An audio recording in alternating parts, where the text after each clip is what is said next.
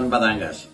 Nakiisang Batangas Police Provincial Office o BPPO sa mulo ni Police Colonel Meliton A. Salvador Jr., Officer in Charge, sa isinagawang Peace and Order Coordination Meeting kasama ang PNP, PIDEA, LGU San Juan, Liga ng mga Barangay at San Juan Peace and Development Foundation sa New Municipal Hall sa Barangay Buhay na Sapa noong Biyernes, May 8, 2026.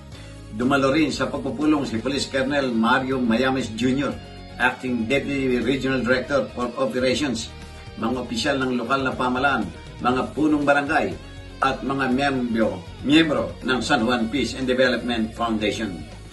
Tinalakay sa pulong ang pagkapatibay ng ugnayan at koordinasyon ng iba't ibang sektor upang higit pang mapalakas ang mga programa para sa kapayapaan at kaayusan at kaligtasan ng publiko, kampanya kontra illegal na droga at pagpapaunlad ng komunidad sa buong munisipalidad. Pinagtibay ng Batangas PPO ang kanilang patuloy na pangako na protektahan ang kapakanan ng mga mamamayan sa magitan ng mas pinagting na pakipagtulungan sa lokal na pamahalaan at iba pang stakeholder upang mapahusay ang mga serbisyong pangkaligtasan at matiyak na nanatiling ligtas at mapayapa ang lalawigan ng Batangas. Jojo Cesar Magsambulgulat para sa journalnews.com.ph.